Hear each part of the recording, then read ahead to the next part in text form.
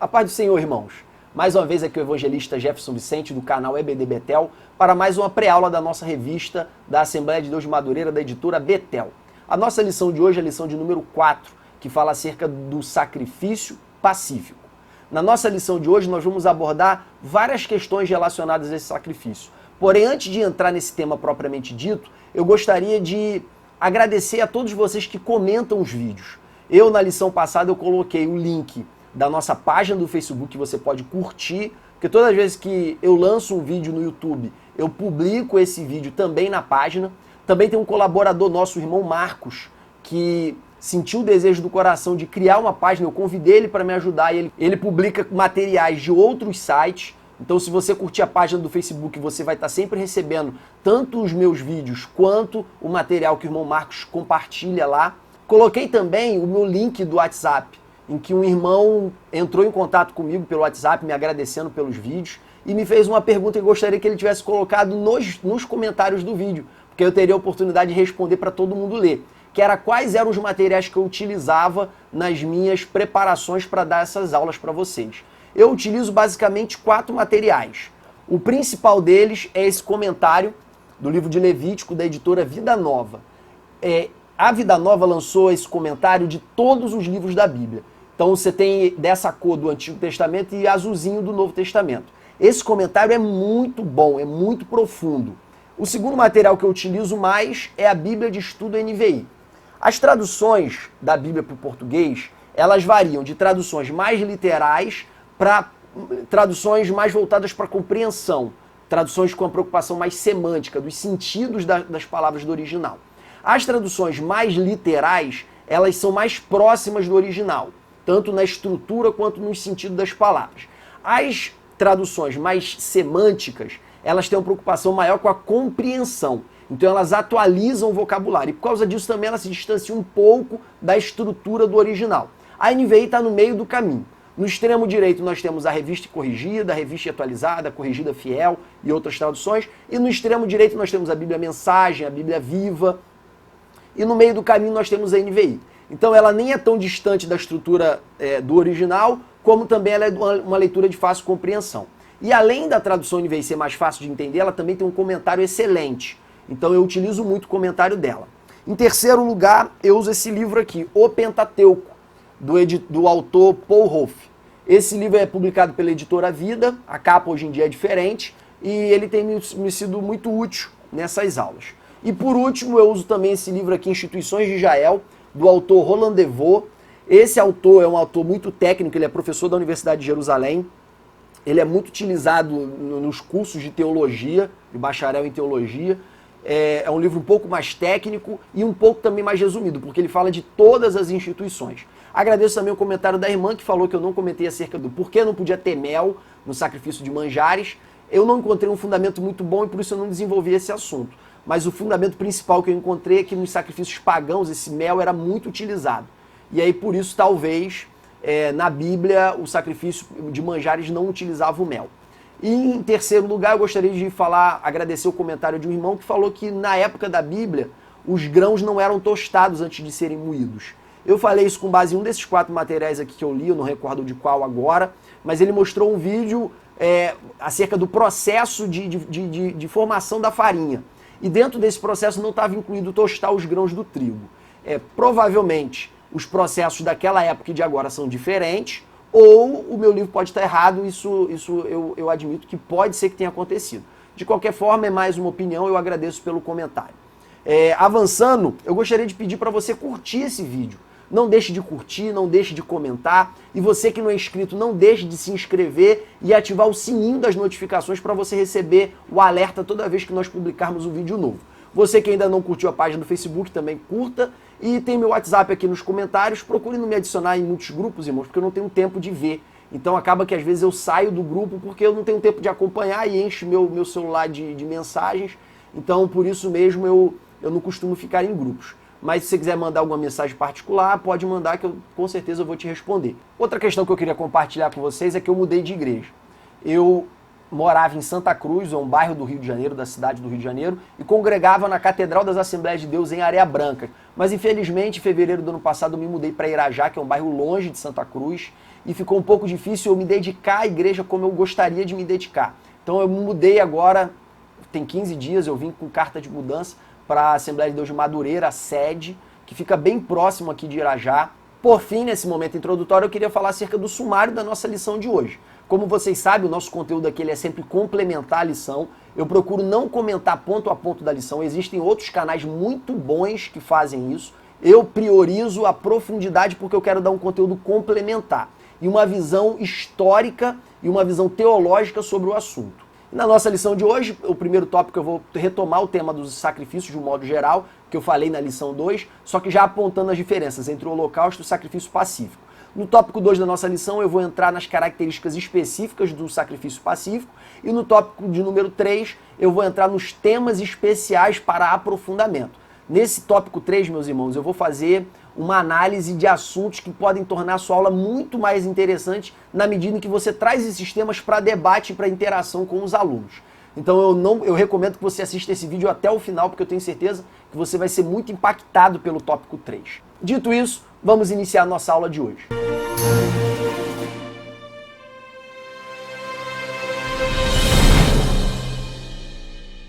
Vamos então, irmãos, para o nosso tópico 1, os sacrifícios de um modo geral. Nesse tópico eu vou falar muito rapidamente, até porque eu gastei muito tempo na introdução, falando acerca dos sacrifícios de modo geral, conforme eu falei na lição de número 2, apontando as distinções entre o holocausto e o sacrifício pacífico. Então, em primeiro lugar, eu gostaria de falar dos sacrifícios nos povos antigos. Todos os povos antigos tinham o costume, a tradição de oferecer o sacrifício de animais ou animais mortos como forma de adoração aos deuses, principalmente para alcançar fertilidade da terra, boas colheitas, boas chuvas e também para aplacar a ira dos deuses, quando alguma maldição dos deuses recaía sobre eles. Então os povos antigos, de um modo geral, estavam familiarizados com essa ideia de sacrifício como forma de adoração. Entre o povo de Deus, desde os tempos primitivos de Caim e Abel, nós vemos o povo adorando a Deus através de sacrifícios de animais. Esses sacrifícios foram replicados na vida de Noé, na vida de Abraão, na vida de Isaac, na vida de Jacó. Em toda a história de Gênesis você vê o sacrifício como uma forma primordial de culto, de adoração a Deus. Já em Moisés, essa adoração através do sacrifício ela é organizada e sistematizada. E foi restrita ao altar do templo, que na época ainda era o tabernáculo, ainda era de tendas, com Salomão que se tornou um templo feito de tijolos. Deus revelou para Moisés, em Levítico capítulo 17, que somente nesse altar deveria ser exercido os sacrifícios e explicou como cada um dos sacrifícios deveria ser feito. Isso deu origem aos 5 sacrifícios que nós estamos tratando aqui na lição 2 à lição 6. Os propósitos desses sacrifícios eram diversos. O primeiro propósito desses sacrifícios era a expiação. A expiação, a palavra expiação significa cobrir ou encobrir. O que significava você oferecer um sacrifício como expiação pelo seu pecado? Ao você oferecer um presente para Deus, Deus ele deixava de considerar o seu pecado. É como se você fizesse uma oferta para ter paz com Deus, para ter um bom relacionamento com Deus. E por causa da sua oferta, Deus encobria o seu pecado. Deus passava a ignorar, não fazia questão de imputar sobre você as consequências do seu pecado.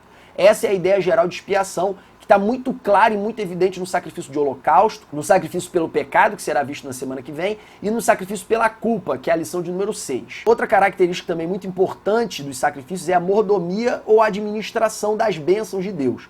O ofertante, ele ofertava esses animais, ele ofertava esses manjares, porque era o resultado das suas crias, era o resultado dos seus plantios, e era uma forma de você agradecer a Deus pelas suas bênçãos, era uma forma de você demonstrar para Deus que você sentia um mero administrador dessas bênçãos. O terceiro propósito de apresentar a Deus os sacrifícios, as ofertas, era a adoração. A oferta que mais está relacionada com essa característica é a oferta de manjares, na qual era queimado o incenso completamente. Essa ideia de queimar o incenso completamente está muito voltada para essa ideia de adoração ou de exaltação a Deus. E uma quarta característica que fica mais evidenciada no sacrifício de hoje, que é o sacrifício pacífico, é a ideia de comunhão, que é a ideia de sacrifício como forma de se relacionar com Deus. Uma outra questão que pode ser abordada aqui é acerca dos animais que podiam ser ofertados. Como eu disse para vocês na lição de número 2, podiam ser animais de 5 famílias. A família do boi, que incluía a vaca e o bezerro, também chamado de cevado ou de novilho, no Antigo e no Novo Testamento. Você tinha também a família do carneiro, que incluía a ovelha e o cordeiro, que era o filhote do carneiro com a ovelha. Você tinha também a família do bode, que incluía a cabra e o cabrito, que era o filhote do bode com a cabra. Você tinha também os pombos e pombas e as rolinhas. Esses eram os 5 tipos de animais. No holocausto, você podia oferecer o macho de qualquer um desses 5 tipos. Já na oferta pacífica, que é a lição de hoje, você só podia oferecer macho ou fêmea, porém só dos 3 primeiros. Então você não podia oferecer no sacrifício pacífico pomba e rolinha. Porém, você podia oferecer macho e fêmea dos 3 primeiros tipos. Em sequência, nós podemos falar também das ações dos ofertantes, que consiste em levar a oferta de casa, e aqui está o grande problema das ofertas que eram vendidas no templo, porque induziam o povo a só querer comprar já na porta do templo e não preparar de casa. Eu falei sobre isso na lição de número 2. Em segundo lugar, ao levar essa oferta, o ofertante, ao entrar no templo, ele colocava as suas mãos sobre a cabeça do animal.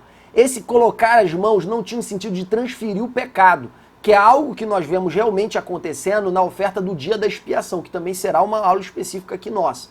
Esse colocar as mãos significa a identificação de que aquele animal que está morrendo é um presente do ofertante. Ele está vinculado ao ofertante. Isso implica que os ricos não podiam enviar a sua oferta através de terceiros, nem que alguém pudesse entregar a sua oferta através de um vizinho. Ó, você está indo levar a sua, leva também a minha. Não, tinha que ter uma identificação no momento entre o ofertante e o animal entregue. Em terceiro lugar, o ofertante ele degolava o animal e entregava o sangue para o sacerdote derramar ou em torno do altar, que era o caso do holocausto, ou do lado do altar, que era o caso do sacrifício pacífico, que é a aula de hoje, ou também aspergir sobre a ponta do altar, no caso dos sacrifícios relacionados ao Yom Kippur, o dia da expiação. Em quarto lugar, o ofertante, se eu não falei na aula de holocausto, eu esqueci de falar, ele esfolava o animal e cortava o animal. Essa era uma tarefa do ofertante, não era uma tarefa dos sacerdotes. Se você ler Levítico capítulo 2, você, com esses olhos, você vai entender que é isso que está escrito ali.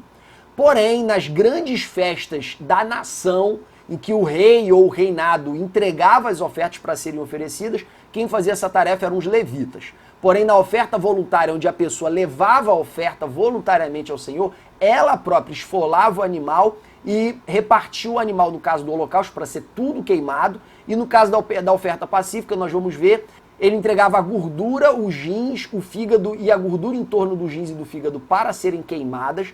Entregava o peito para ser movido como um presente para Deus, entregue para o sacerdote, e entregava a coxa direita. Então a coxa direita e o peito ficavam para o sacerdote. O resto ele tinha que comer no dia da oferta, não podia sobrar para o dia seguinte. Na sequência, nós vemos também o papel do sacerdote. Em primeiro lugar, o papel do sacerdote era derramar esse sangue, ou em torno do altar, ou do lado do altar. Em segundo lugar, eles colocavam as partes do animal sobre o altar. O ofertante, ele cortava o animal, mas ele não colocava sobre o altar. Quem fazia isso era o sacerdote. Em terceiro lugar, o sacerdote movia as ofertas movidas, que eram basicamente as ofertas de primícia, que era o dia das semanas ou de Pentecoste, e também a oferta de comunhão, que é essa da aula de hoje.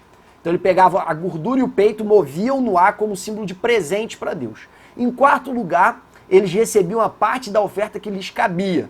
Então, normalmente, tirando aí o holocausto, onde ele só ficava com o couro do animal, nas outras ofertas, uma parte era queimada e outra parte ficava para ele.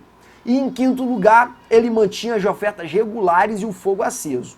Então, as ofertas regulares, diárias, semanais, mensais e anuais, e as ofertas dos dias de festa, eles eram realizados exclusivamente pelos sacerdotes.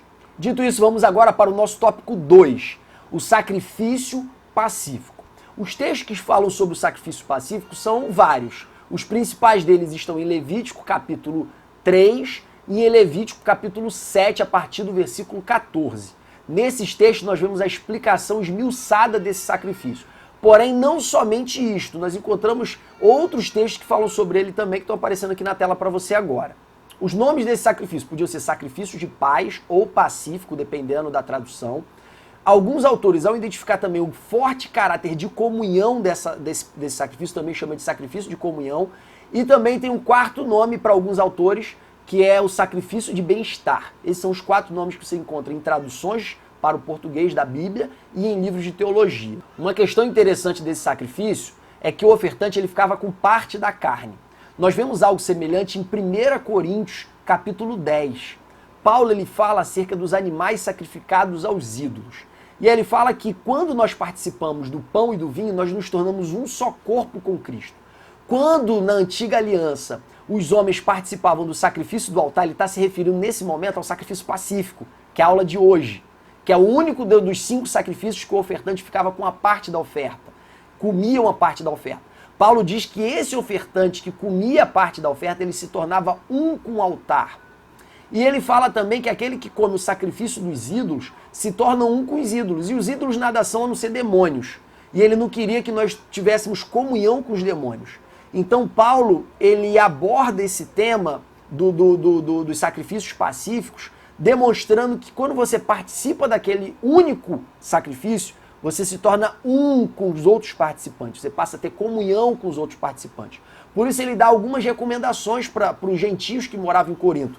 Porque essa tradição de sacrificar aos deuses e comer parte da carne não era peculiar ao povo de Israel, os gentios também faziam. E aí qual era o problema? O problema é que você ia comprar uma carne e provavelmente aquela carne podia ser sacrificada. Então quais são as recomendações de Paulo em 1 Coríntios capítulo 10? Em primeiro lugar, quando você for comprar uma carne no mercado, não pergunte a origem da carne. Em segundo lugar, quando você for na casa de alguém comer, não pergunte a origem. Antes, dê graças a Deus, porque se você deu graças a Deus, o propósito do sacrifício, que foi adorar os ídolos, foi convertido em gratidão a Deus. Então, se você come dando graças a Deus, o propósito daquele animal, ele muda. E por isso ele fala, então se você dá graças a Deus, não se preocupe com a origem. Porém, se a pessoa que está te oferecendo te disser a origem, não coma. Não por causa da tua consciência. Porque tudo que você faz, quer comais, quer bebais, faça tudo para a glória de Deus mesmo, aquela carne em você, ela perde o seu sentido, porém pela consciência do outro que está vendo você comer. Então, para evitar o escândalo do outro, procure o bem do outro, e não o seu próprio bem, não coma. Não viole a consciência do outro. O propósito, como eu falei com vocês, o principal era a comunhão, era o momento em que o ofertante, o sacerdote e Deus estavam ali no banquete sagrado de comunhão. Os animais, como eu disse para você, podia ser macho e fêmea, da família do boi, da família do carneiro e da família do bode, porém não podia ser pombos ou rolinhas. A parte do animal dedicada era a parte da gordura, que era a parte nobre. Lembrando, irmãos, que o altar é uma grande churrasqueira. Então a ideia ali de queimar para Deus, ela está muito relacionada com a ideia de um churrasco. E a melhor carne do churrasco é a carne gorda, a carne que tem gordura, que é a carne mais macia. Então Deus, ele requer o melhor daquele animal, que é a parte da gordura, que inclui, além da gordura, os rins, o fígado e a gordura em torno dos rins e do fígado. Então a melhor parte do animal era ofertada para Deus. A picanha do animal era ofertada para Deus. Porém, se o animal fosse um cordeiro, que é a carne um pouco mais gorda, que tem um rabo com bastante gordura, também deveria ser oferecido o rabo do cordeiro, com a parte ali da gordura que ficava na espinha. Por fim, o peito e a coxa direita para o sacerdote, o resto é para o ofertante. Essa oferta, irmãos, podia ser oferecido por 3 motivações diferentes. A primeira motivação era a gratidão.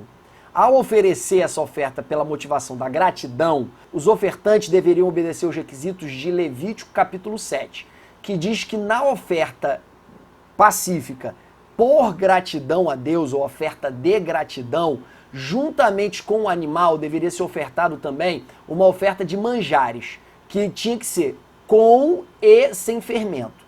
A oferta sem fermento, certamente era para ser uma parte queimada no altar e o restante ficar para o sacerdote. E a oferta com fermento, com certeza, é para ficar exclusivamente com o sacerdote. Como nós vimos na aula passada, a oferta de manjares de Levítico 2, cuja parte era queimada no altar, ela não podia conter fermento. Porém, na oferta das primícias, podia sim conter fermento, porque na oferta das primícias, que era a oferta que era entregue na festa do Pentecostes, essa oferta ela não ia para o altar, ela ia direto para o sacerdote. E eles também eram utilizados para cumprir voto e também de forma voluntária. No caso de cumprir voto de forma voluntária, apesar do livro de Levítico capítulo 7 não falar especificamente sobre o acréscimo da oferta de manjares, nós vemos a necessidade desse acréscimo lá no livro de Números capítulo 15, onde diz que quando alguém fosse oferecer um holocausto ao Senhor ou um sacrifício pacífico por voto ou voluntário, essa pessoa também deveria acrescentar uma oferta de manjares e uma oferta de libação. Então nós vemos que, apesar de Levítico capítulo 7 não mencionar, Números capítulo 15 menciona essa oferta de manjares e acrescenta a oferta de libação, que é o derramar o vinho sobre o sacrifício que está sobre o altar. Existe uma diferença básica aqui entre o sacrifício pacífico pela gratidão e o sacrifício pacífico pelo voto ou voluntário mesmo, livre, né? Que são esses outros dois tipos. O sacrifício pela gratidão, ele deveria ser comido no mesmo dia. O sacrifício por voto ou voluntário poderiam ser comidos no mesmo dia e no dia seguinte. E uma última coisa que eu queria ressaltar com vocês é que esses animais tinham que ser sem defeito.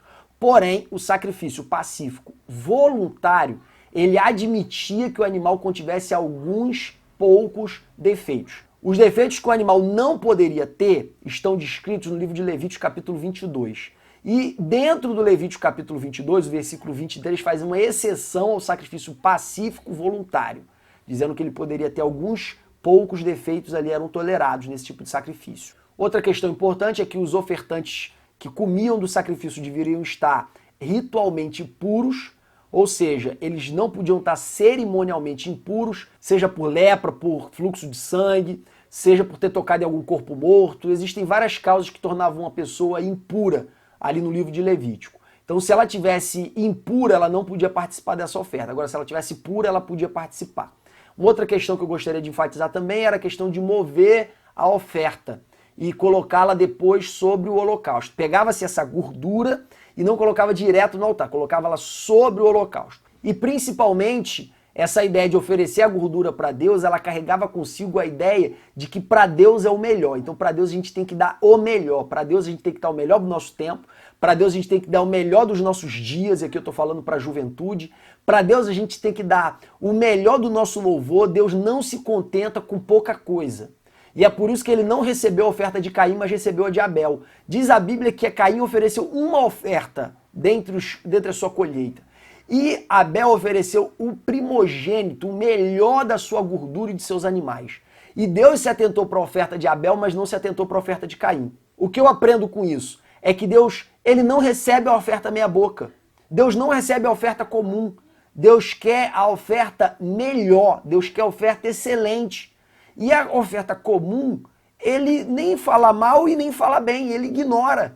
Já a oferta excelente, ele recebe. E pode ter certeza de uma coisa, ele recebe e se agrada, sobe como cheiro suave às suas narinas. Por fim, para encerrar esse nosso tópico 2, eu gostaria de mostrar na Bíblia algumas ofertas pacíficas oferecidas na história de Israel. A primeira delas é a oferta de dedicação do templo. Assim que o templo ficar pronto, Salomão oferece 20 mil bois e 120 mil ovelhas como oferta pacífica. E aí, como vocês sabem, a oferta pacífica, uma parte era queimada, outra parte era dada para o sacerdote, outra parte ficava para o ofertante. Então, pela quantidade, nós podemos imaginar que além da adoração a Deus através dessa oferta pacífica, da gordura dessa oferta pacífica, houve uma grande churrascada, uma grande festa, que durou aproximadamente 14 dias entre o povo de Israel. A gente vê essa oferta sendo oferecida nesse contexto. O segundo contexto era na confirmação do reinado de Saul. O povo se reuniu em Gilgal, fez uma grande festa, uma grande celebração para confirmar o reinado de Saul, e nessa confirmação eles ofereceram vários sacrifícios pacíficos ou ofertas de comunhão. E por fim nós podemos falar do sacrifício anual de Eucana, que está descrito ali no livro de 1 Samuel capítulo 1, versículo 1 ao versículo 9, em que Eucana, uma vez por ano, ofertava ao Senhor diversos animais, e uma parte desse animal ele comia com a sua família, sendo que a melhor parte, ou uma parte dupla, ele dava para Ana, e uma parte comum ele dava para Penina e para os seus filhos. Então, essa oferta em que o ofertante ele oferece uma parte para Deus e fica com a parte, é a oferta pacífica, a oferta de comunhão que nós estamos estudando aqui hoje, e que eram as ofertas que anualmente Eucana oferecia ao Senhor. Se você quiser esmiuçar essas ofertas para entender como elas eram feitas na prática, leiam os textos que aparecem aqui para vocês enquanto eu falo acerca dessas ofertas. Por fim, eu esqueci de falar e vou acrescentar essa também, durante as 3 grandes festas, esses animais eram oferecidos como oferta pacífica em balde, em muita quantidade. Era o momento prioritário para o oferecimento desse tipo de oferta de comunhão, também chamada de oferta pacífica. Como os ofertantes também comiam a parte da oferta, provavelmente, além de levar a oferta de manjares que ficava para o sacerdote, as pessoas também se abasteciam de alimentos para si próprios, para elas comerem a refeição completa. A carne que sobrava da oferta pacífica, mais os alimentos que elas próprias levaram para se alimentar, como, por exemplo, pão e vinho, que era o cardápio comum daqueles dias. Por fim, dito isso, eu encerro aqui a explicação técnica da oferta pacífica e entramos agora no nosso tópico 3, no qual nós vamos abordar temas para aprofundamento com a sua classe, para você instigar a sua classe à reflexão. Primeiro deles, eu gostaria que você comentasse com a sua classe o princípio da excelência de Deus, que foi comentado na aula passada e que é reforçado pela aula de hoje. Na aula passada, Deus ele queria o melhor dos grãos. Deus ele queria a flor da farinha, que era a melhor farinha. Então eu já falei isso na aula passada sobre o princípio da excelência. E aqui na aula de hoje fica evidenciado o princípio da excelência pelo fato de Deus querer a gordura da carne, que é a melhor parte da carne, a parte nobre. Lembrando aí que num churrasco, a melhor carne para um churrasco é uma picanha maturata. É a parte de uma carne bem gorda, e quanto mais gorda é uma carne no churrasco, mais macia ela é. Então, como o altar era uma grande churrasqueira, a ideia de oferecer a gordura para Deus era vinculada à ideia de oferecer a melhor parte do animal para Deus. O segundo termo que você pode explorar na sua classe é a ideia de sacrifício pacífico como comunhão. O sentar à mesa como um ato de comunhão. Essa ideia de sentar à mesa como ato de comunhão, ela está vinculada tanto ao sacrifício pacífico quanto com a mesa dos pães da propiciação no templo, ou no santuário. Esses dois grandes institutos, que eram o sacrifício pacífico e a mesa dentro do santuário, elas incutiram na cultura judaica a ideia de se assentar à mesa para ter comunhão, ou como forma de demonstrar comunhão, ou como forma de viver comunhão.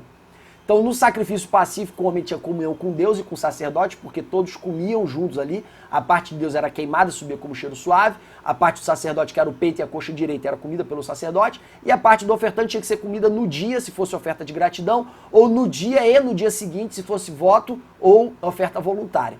Então, esse comer na presença do Senhor como forma de comunhão com Deus estava impregnada nesse principal sacrifício, era o sacrifício mais difundido. O principal sacrifício, na verdade, é o holocausto, mas o sacrifício mais praticado provavelmente era o sacrifício pacífico. Então essa ideia de sacrifício pacífico incutiu na consciência do povo a ideia de que comer gerava comunhão. E, em segundo lugar, a mesa dos pães da propiciação geravam também a mesma ideia, porque nessa mesa era colocado o pão, ele ficava 7 dias ali na presença do Senhor, e no 7º dia, ou no 8º, eu não lembro direito, o sacerdote ele comia esse pão na presença do Senhor como forma de comunhão entre o sacerdote representando o povo e Deus. Então esses dois institutos, eles trouxeram para a consciência judaica a ideia de sentar à mesa como comunhão. E aí você vê esse entendimento se desdobrando em vários momentos. Como, por exemplo, no momento em que Paulo se encontra com Pedro na cidade de Antioquia, em que Pedro comia com os gentios até chegar os cristãos da parte de Tiago em Antioquia. Quando esses cristãos judeus chegaram, Pedro se apartou dos gentios e começou a comer só com os fariseus, só com os judeus. Por que ele fez isso? Porque na época de Pedro e de Paulo, os judeus não comiam com gentios. Os judeus eles não comiam com gentios porque consideravam os gentios impuros e também não comiam com judeus que eram pecadores, ou que eram vistos como pecadores.